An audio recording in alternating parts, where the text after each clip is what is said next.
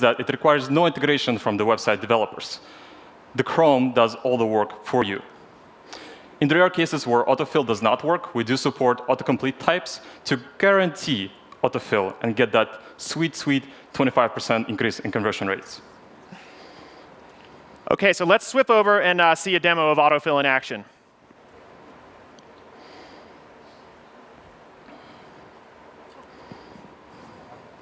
So before we see the actual demo, I want to say we've actually collaborated with the Polymer team to create a really awesome site experience that we're going to be showcasing here in addition to autofill.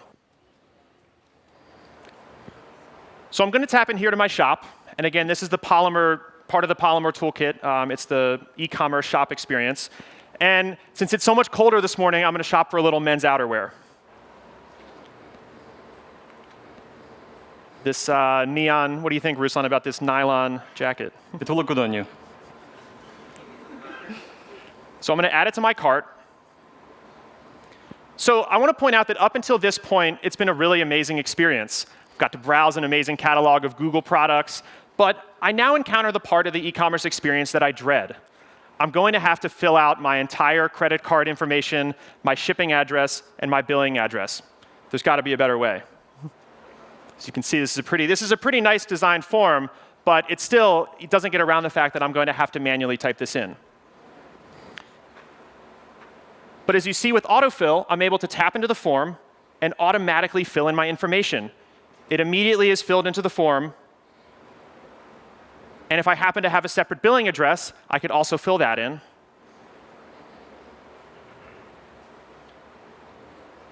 And then finally, just like the addresses are securely stored, my credit card information is also securely stored with the browser. So I'm going to fill in my MasterCard here. Now, the one piece that autofill doesn't save is the CVV of your credit card. So for security purposes, you're still going to need to enter this into the site.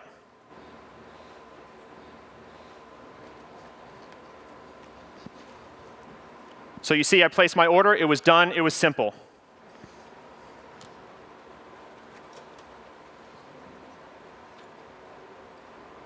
Let's flip back to the slides.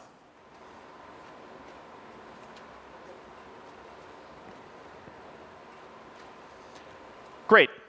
Autofill is amazing. This is a product that I use myself almost on a daily basis, and it really simplifies the process of going through a web form today. I also want to point out that we're continuously launching improvements to autofill to make it faster and more available to more users on Chrome. But autofill, again, is tied to existing form infrastructure. We use web forms as essentially the tool by which we're passing the user's payment and shipping information back to the website. So because of this, there are some key limitations. First, we can't solve the latency problem. We can't make the page load faster with autofill. And secondly, as you saw in the demo, it still takes multiple sections, multiple taps to get through a checkout process and actually submit my order. So going back to our two design principles, we wanted to start thinking beyond autofill. And it led us to the idea that maybe the best way to solve checkouts was not simply to improve on the checkout form, but to actually completely eliminate the checkout form. So I want to go through a quick exercise here, and I want everyone to close your eyes and imagine a world without checkout forms. This isn't a rhetorical exercise. I actually want everyone to close your eyes and just imagine a world without checkout forms. So what does this mean? For users, this means that when I find something I want to buy, I can just tap and buy it. I don't have to go through a complicated process of re-entering all the same information. What does this mean for sites, for developers, for merchants? It means that you can focus on creating an amazing and engaging experience for your users and not have to worry about creating a checkout process, not have to worry about optimizing that checkout process. We're really excited to bring you the Payment Request API, which is the way that we're going to make this formless world a reality. Payment Request is a JavaScript API that allows the browser to handle the heavy lifting of payment collection. The result is a simple one-tap experience for the user and an easy way for a site to receive and request payment. Our goal with Payment Request is to create an open API. So no matter what browser, what device, what platform, or what payment method you choose, you'll never have to enter another checkout form.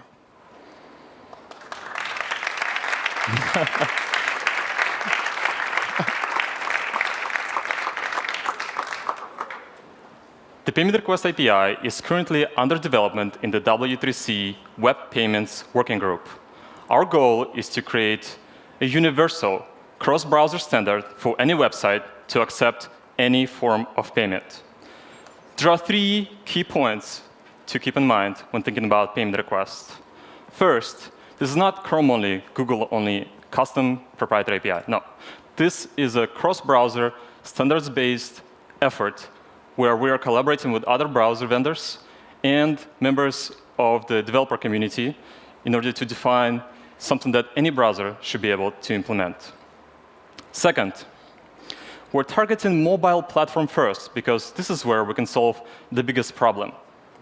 But the payment request API is designed to be extensible and will be available on other platforms as well. Third, our goal is to create an open ecosystem. Any website should be able to accept any form of payment that they desire without the need for complicated custom integration points. So we're excited to announce that Chrome has an implementation of payment request today for you, the developers, to try. We expect other browsers to be implemented soon. Shout out to Microsoft in particular. They have been a great partner in the W3C Web Payments Working Group. So let's go back for a second to our checkout form. So just like with autofill, we take this manual and tedious process and we make it simple. In fact, in our implementation that we have that we're going to show you today in Chrome, we actually are using the same data that the users already saved to the browser through autofill, and we're exposing that data to the payment request API. But what makes this even faster is that rather than relying on the checkout form, we pass it directly via this open API. We're also able to reduce latency because Chrome is rendering the payment collection UI natively. So you don't have to render a complicated checkout form that takes several seconds to load. So payment request is extremely fast. What this all amounts to is taking a multi-step, multi-section, long checkout process and makes it truly one tap. Let's take a look at how payment request works. The process begins when the website passes to the browser information necessary to negotiate this payment. This information includes, for example, how much is being charged, what is in the shopping cart, so the browser can present it. Most importantly, this information includes what are the accepted payment methods on this website. The browser then determines the intersection between the website's accepted payment methods and what the user has installed on their device. The browser presents this UI to the user, where the user can select their preferred method of payment and authorize this transaction explicitly. A payment method can be anything as simple as a credit card stored in autofill or a third-party application that you and I can write that would provide the payment to the website. Once the user authorizes the transaction, Chrome invokes this payment app, gets the response back, and passes it directly back to the website. From the standpoint of the website, the only thing that happened is a single JavaScript call that retrieved all of the information that the website needs to process the transaction. Let's actually take a look at the code of how you would implement this. The W3C members are working really hard to make this API as simple as possible while still passing in all of the information required to negotiate the transaction. The code that you see is how it is implemented today in Chrome developer version. The W3C is continuously evolving this API based on the feedback from merchants and website developers. So please participate in the process and give us your feedback. We would appreciate it. There are several parameters that you need to specify for payment request. The first two are required. The first one in particular is the list of payment methods that this website accepts. For the legacy case of credit cards, which is what we're showcasing here, you would pass in the credit card types. The second parameter are the shopping cart contents and possibly the shipping options. Finally, we're showing here the third parameter, which is optional, which specifies that this website is indeed selling physical goods and would like to request the shipping information from the user. Remember, our goal is to pass in to the website all of the information that the website needs to process the transaction. And one of the most common pieces of information that the website needs is shipping address for the user. So the website would use this request shipping true parameter to specify that they do, in fact, need the shipping information.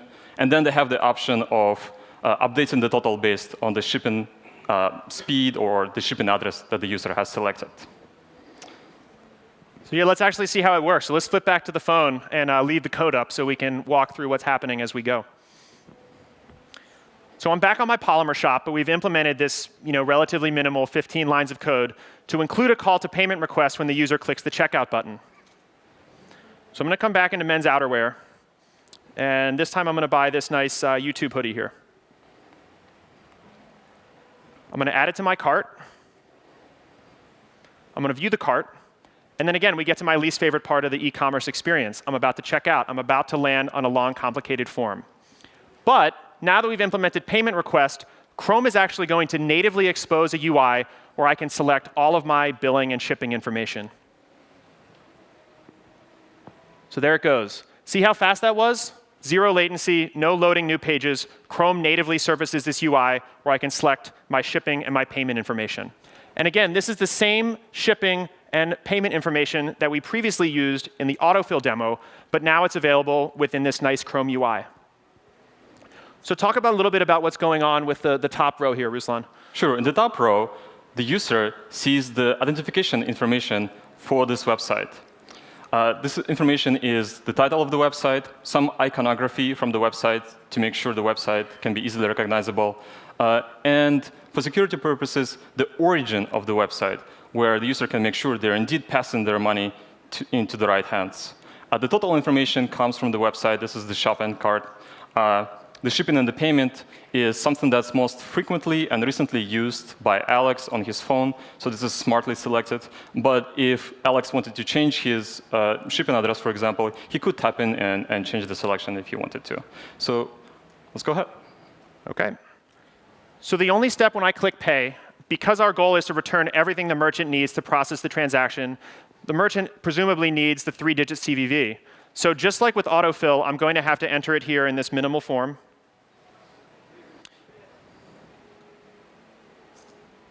And I click Continue, and it automatically returned it to the website. The other thing to note about this interaction is that the response that you get back from the web browser when you invoke payment request is exactly the same as the response you'd get back when your web form is submitted. So we're really trying to simplify this so that we're really trying to take the process of implementing a web form and really encapsulate it in this nice native Chrome UI. So let's flip back to the slides.